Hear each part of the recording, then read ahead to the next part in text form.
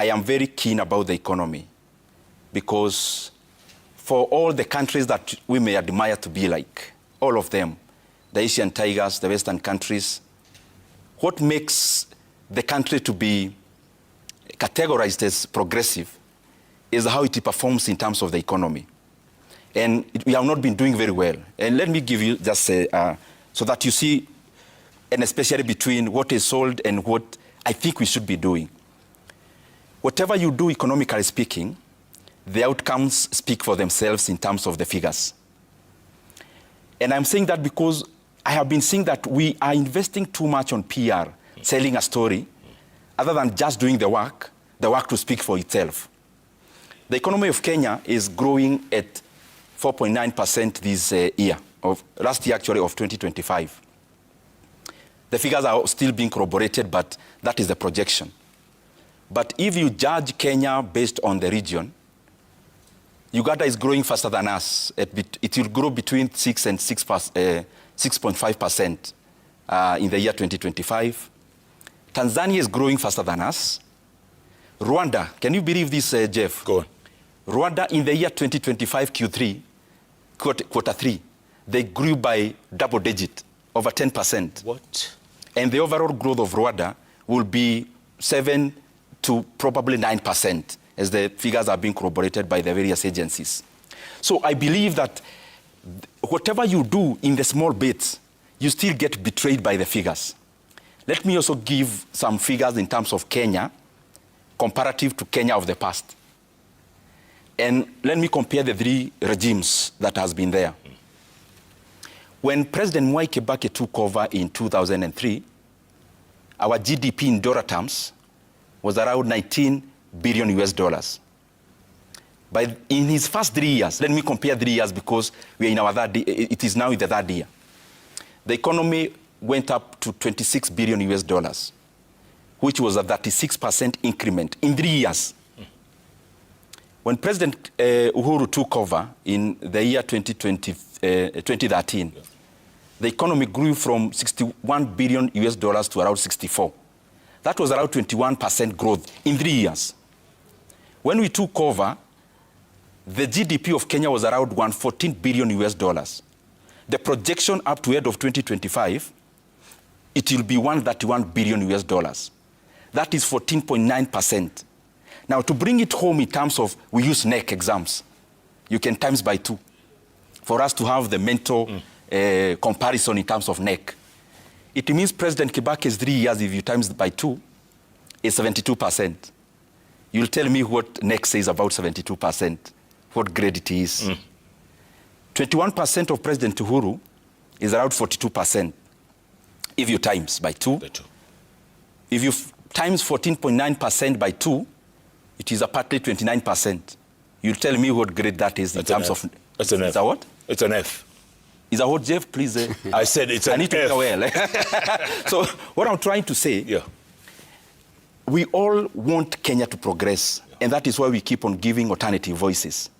But for Kenya to progress, we have to start on the basis of reality and truth. So that when we tell Kenyans we are going this direction, and the economy is growing, I don't need to buy a tarubeta. Even whispers will speak loud. That is why I'm disappointed. If I must tell you that deep down my heart, I loved Baba and I still love Baba.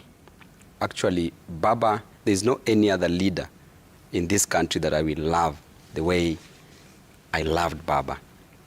We suffered together. We campaigned together. I went to 280 constituencies out of 290 constituencies because of Baba. I was the first person to have been abducted in this government, and they disappeared with me for 3 good days because of the love that I had for Baba. We were beaten at Soi, the chopper that was stoned. We were almost dying in that chopper because of my love for Baba. I was doing mobilization for Baba in Nairobi. So I was Baba's boy, I was Baba's right-hand man, I was Baba's errand boy. And that is the love that I had for Baba. And Jeff, our Baba, passed on, quite unfortunate. It was a sudden death that we are still mourning up to date. And Jeff, because of that, the general is dead. long live the general, but the dream is still alive.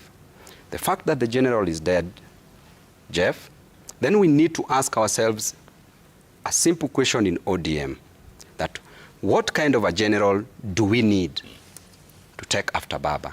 Do we need the weakest general, or do we need the strongest general, or do we need a parachuted general? Our Moses is gone, and when Moses was leaving, he left at Mount Nebo, then handed over to Joshua. The next question we must ask ourselves, Jeff, is that do we need a Joshua who is Moses' age mate, or who is older than Moses, or a Joshua who is younger than Moses? The answer is simple, Jeff. We need a Joshua who is younger than Moses, a Joshua with the vim, with the vigor, with the courage, with the temerity to take the people that Baba left to Canaan, because we've already seen Canaan, and I will come back and talk about Canaan versus Singapore, because Baba left us telling us to go to Canaan. Now we are being diverted to go to Singapore. The distance between Singapore and Canaan is 7,800 kilometers. People keep on saying that they dreamt, that Baba sent them a dream, and Baba, we've not even been told by our great mom, Mama Ida Odinga, that Baba has sent him a dream, sent her a dream, sorry. But people are saying the way they've dreamt 7, 8 times about Baba, what Baba said. But why can't they say that Baba told us to go to Canaan and not to Singapore? I want to tell you one thing, Jeff, that in the book of Joel, 2 verses 28, the Bible says clearly that old men will dream dreams, but young men will see the vision. That means that for you to dream dreams, you must be asleep. You must be at comfort zone. You must be at rest. Therefore, our old men are now at comfort zone and at rest. They are at rest because of the wars that they've fought and brought it this far.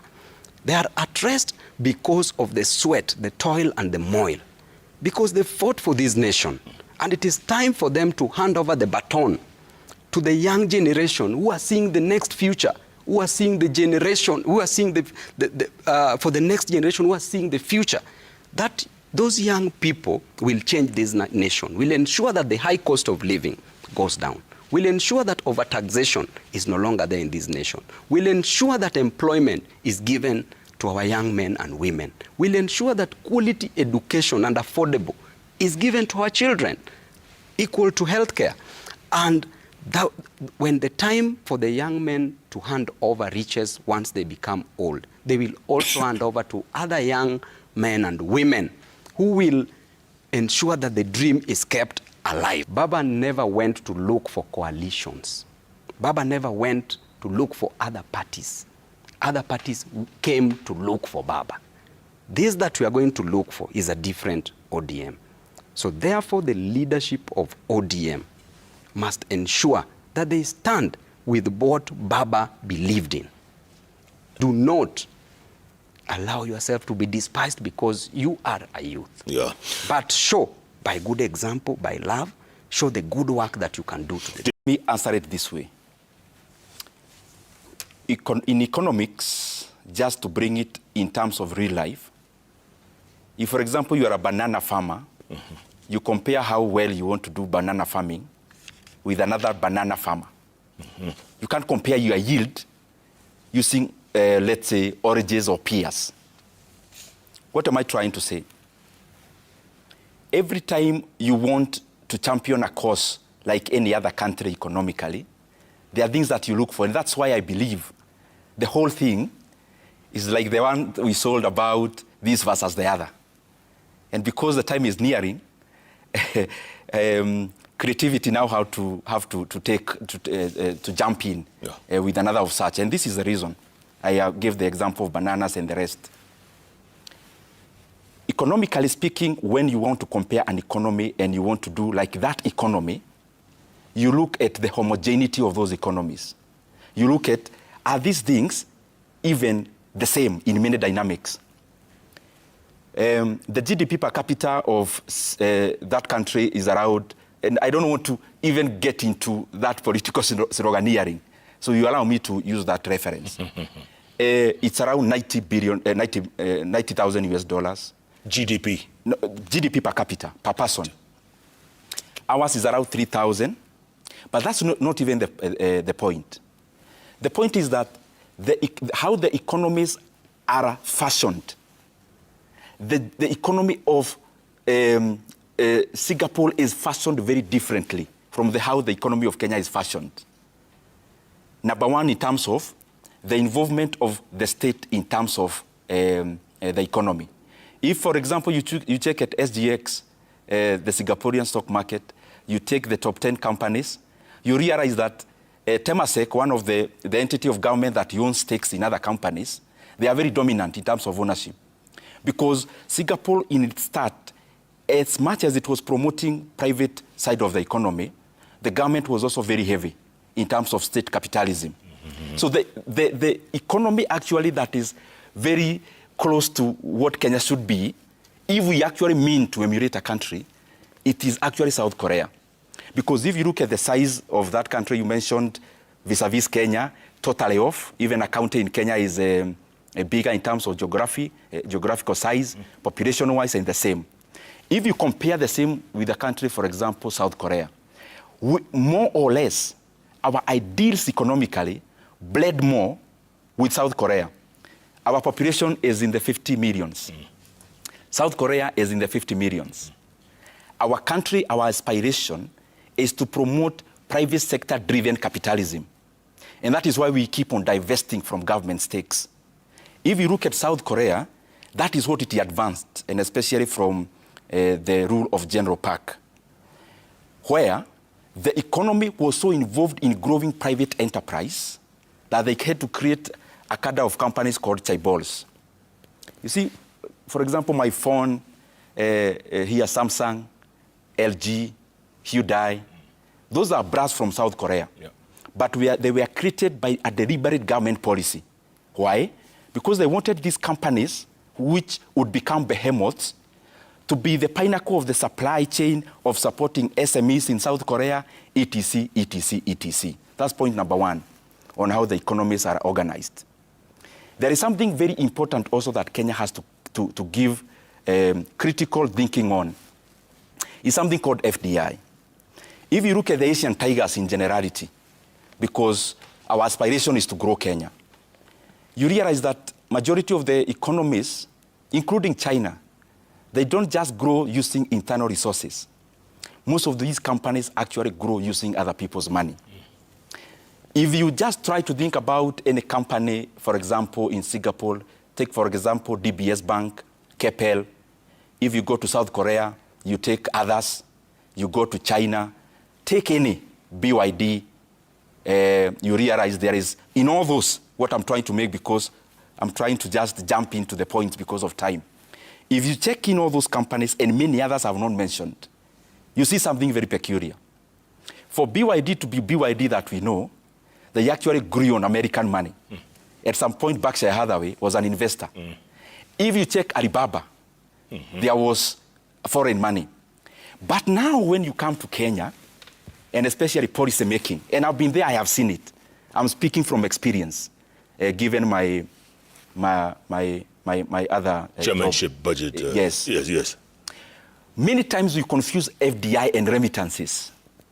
We want to sell a story to Kenyans about money that is coming to Kenya, and especially from Kenyans who are working abroad. Yep. Remittances are consumerism driven. FDI is investment driven. The other point I'm just trying to give a highlight. You look at Kenya, and you look at the countries we want to emulate, you want to look at the dynamism of those economies, and you realize ours is very haphazard. If you look, for example, at Japan that started to grow around Asia, they started with having labor-intensive industries. And there was a reason. Because you mop up unemployment, you solve a social problem, but you also give people a chance to be a resource. And then you upgrade. You go to a skill-intensive kind of industrial economy. Then you go to capital-intensive. And then you go to technology-driven. Why am I giving all these issues around here?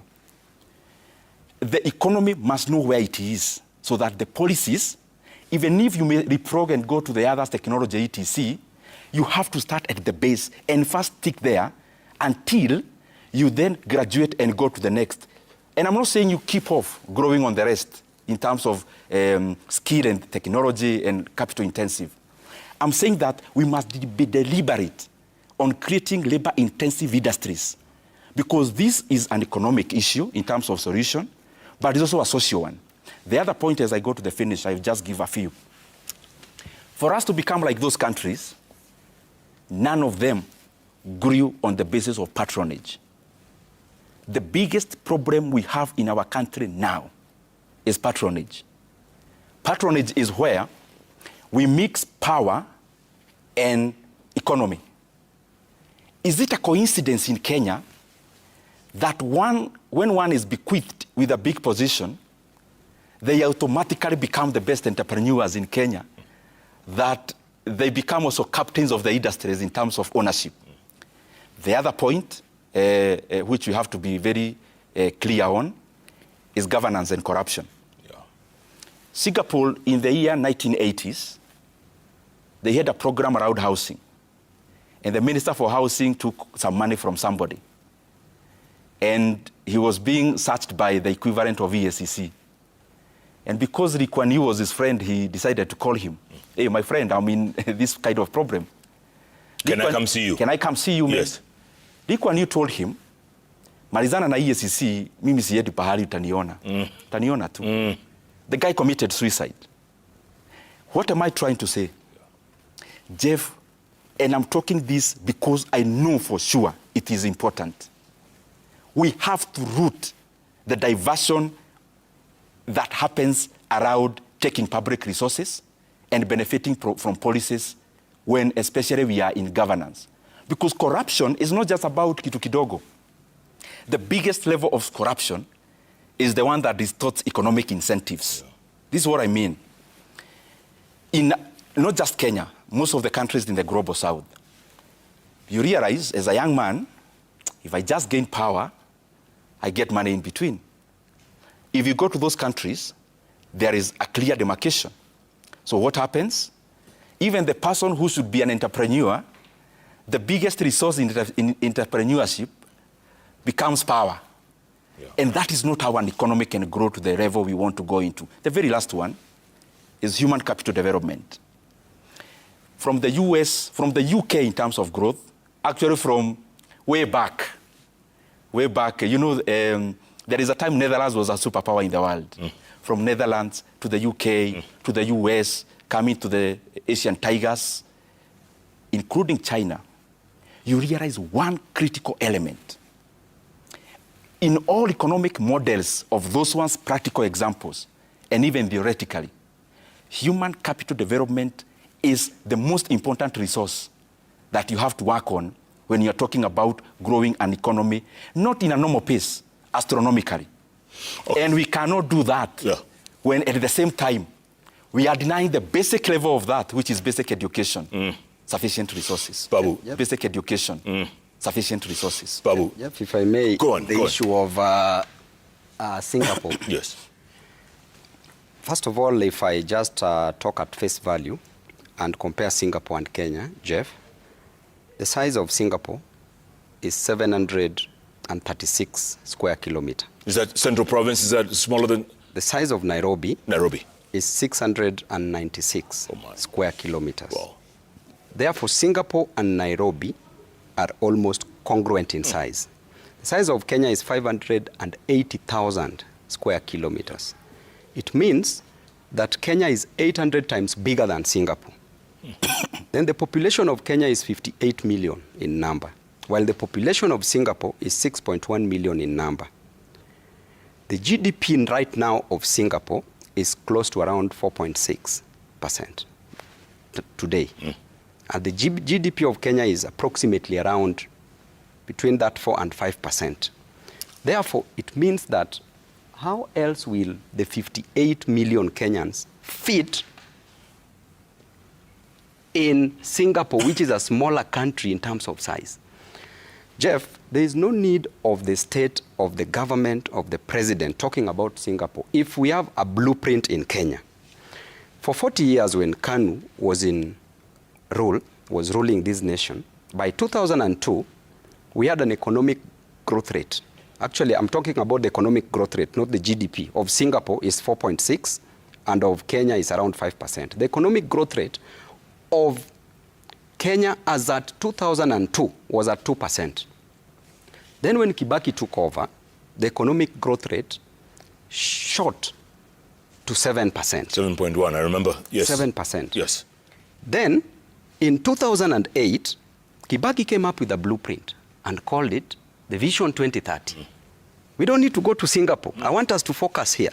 The Vision 2030, having come up, the projection was that by the year 2013, it ought to have had a two-digit number, which was approximately 10%. And by the year 2030, it ought to have maintained that 10% and even more. With the blueprint that we have, we had three pillars. The economic pillar, that was comprising of tourism, that we were to market our nation, and we were to come up with proper infrastructure and proper hotel industry to attract tourism in our nation. Yep. We were to talk about manufacturing, that we invest more in manufacturing, in construction industry, in the service industry, which we have the banking and the insurance industry. We were also supposed to talk about the micro, that is retail and wholesale, micro and small, medium enterprises. That is the Juakali sector, and were to be financed through cooperatives and SACCOs. Very simple, Jeff. Then we had the economic sector, then we had the social sector. The social pillar was supposed to take care of education, providing quality and affordable education, if possible free, because there was free primary education. Then in addition to that, healthcare, primary healthcare, affordable and of great quality. We're talking about proper environment, sanitation, clean and sufficient supply of water. Simple things, Jeff. Then the last one is the political pillar, where we were talking about the justice system, reforms in the justice system. We were to talk about the reforms in the electoral process to give us proper leadership, not what we have now. We were to talk about the management of the political parties so that we don't have the problems we are experiencing with my brother Ndindi Nyoro today. Yep. Then, Jeff, before all that, we were advised that there were basic things that ought to have been done first before we implemented the three pillars, the economic, the political, and the social pillars. And they were simple. Number one, the security of a state. That in the security, we were supposed to have proper police reforms. My brother and I will tell you today that we don't have a police service. We have a police force up to date. The defense was supposed to be so stable to handle terrorism so that there's stable security. Yeah. Not a nation that abducts her children, where tourists will be scared of coming to invest here. Because the other day at Thika Law Courts, you charge over 50 Gen Zs with terrorism charges. Yeah. You call them terrorists. How can a tourist, how can an investor come to invest in this nation that is full of, in quotes, terrorists? Then we talk about the macroeconomic stability, where the prices of goods and services were supposed to be stable before we do any other thing. Inflation, stable. We talk about exchange rates, stable. Then the next one was so simple that they only required us to do proper infrastructure in the country. For us to achieve the three economic pillars, infrastructure, energy. Energy, right now electricity we produce close to around 3,800 megawatts. Yeah. Cannot run industrialization to grow a nation. Roads, airports, and ports. We were to talk about land reforms, Jeff. What can you do? Land is a factor of production in economics. The land reforms, the historical injustices were supposed to be cured. Look at a situation where a case, involving dinner management versus the county government of Mombasa, where a parcel of land was sold to a person X, was given to the former President Moi. Then former President Moi sold it to a person X. A person X sold it to dinner management, a company. But that land was a public land. So the county government of Mombasa went to court, and it was resolved in an easy way, where the basic principles of the torrent system came up. The mirror principle, the curtain principle, the insurable principle. They came out clearly. We needed to solve such issues. We needed to talk about what my brother has talked about, the human capital development, matter skills. We train our people in matter skills so that we can have better masons. We can have better plumbers. We can have better engineers. Training of people properly to achieve this. But Jeff, we run away from all that. Then we come and tell you that, it was bottom up. We ran away from the blueprint, we said bottom up.